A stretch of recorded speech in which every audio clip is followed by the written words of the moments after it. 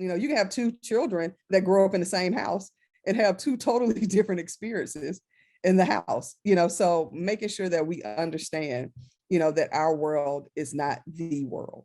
The 4 principles that I kind of ground my work in that I do is first, braving discomfort. And I always say braving discomfort because I'm sure you have heard people say, or may have said it, and I'm not going to take your lunch money for saying this, but, this is a safe space, and the fact of the matter is, yeah, until somebody doesn't feel safe anymore. And a lot of times we don't know when that atmosphere has changed for people. Something is said or a comment is made or a look or something, and somebody may no longer feel safe. And so I ask people, brave the discomfort with me. Like, you're going to be uncomfortable. You're probably going to hear something you haven't heard before. You're going to, somebody's going to say something you don't like, but let's brave that discomfort. Let's push through this process together. Next is self-reflection. I don't think we can move the needle on what's going on in our society if we're not doing that introspective work. If we're not taking that time to be self-reflective of not only how we show up in community, but how we operate and interact in community. Are we making sure that we're addressing our own biases? Are we creating less harm in communities that we're working with? Are we, understanding the communities we're trying to work with? I work with organizations all the time that say, well, we want to do this in this community, T. Marie. And it's like, that sounds great. Is that what they need? Is that what they want? Did they even send for you? So making sure that we do that self-reflective work on ourselves. Another thing that I think is so important is deep listening.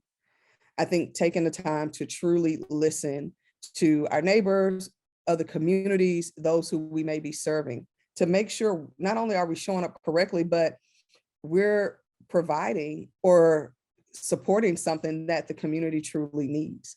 And with that deep listening, that comes empathy and trust as well.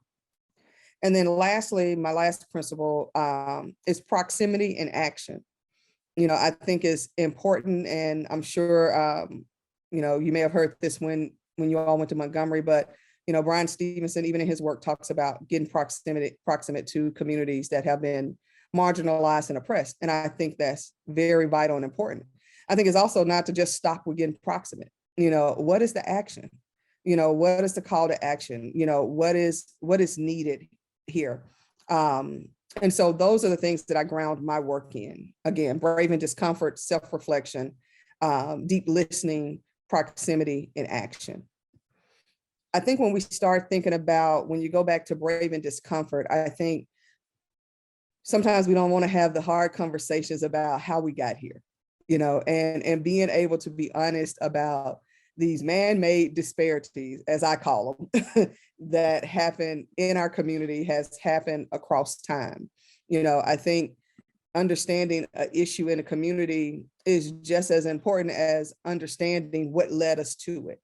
Not blaming communities who are being marginalized or oppressed for the condition they're in, but what led to this.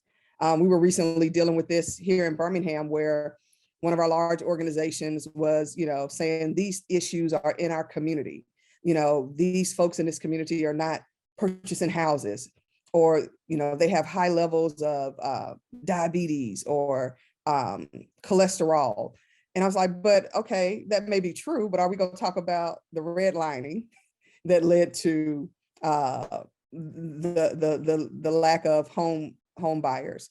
Are we going to talk about predatory lending that impacts these communities? Are we going to talk about, the lack of healthy food access?